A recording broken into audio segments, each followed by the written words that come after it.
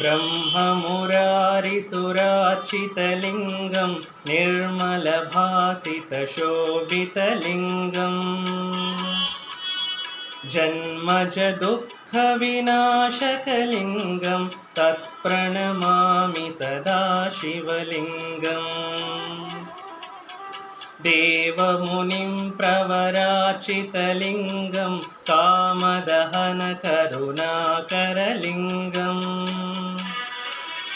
रावणदर्पविनाशनलिङ्गं तत्प्रणमामि सदा शिवलिङ्गम्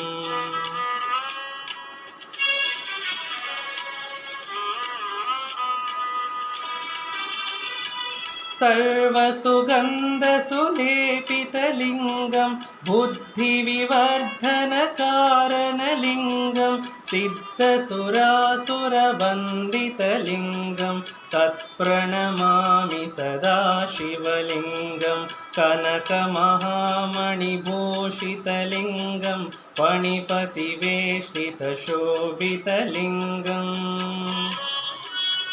दक्षसुयज्ञविनाशनलिङ्गं तत्प्रणमामि सदा शिवलिङ्गम्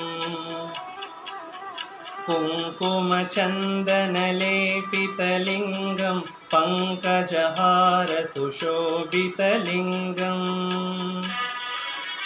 सञ्चितपापविनाशनलिङ्गं तत्प्रणमामि सदा शिवलिङ्गम्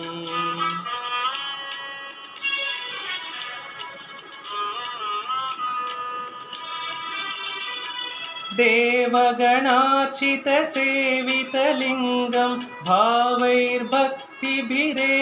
च लिङ्गं दिनकरकोटिप्रभाकरलिङ्गं तत्प्रणमामि सदा शिवलिङ्गम् अष्टदलोपरिवेष्टितलिङ्गं सर्वसमुद्भवकारणलिङ्गम् अष्टदरिद्रविनाशनलिङ्गं तत्प्रणमामि सदा शिवलिङ्गम् सुरगुरुसुरवरपूजितलिङ्गं सुरवनपुष्पसदाचितलिङ्गम् परमपदं परमात्मकलिङ्गं तत्प्रणमामि सदा शिवलिङ्गम् लिङ्गाष्टकमिदं पुण्यं यः पठे शिवसन्निधौ शिवलोकमवाप्नोति शिवेन सह मोदते।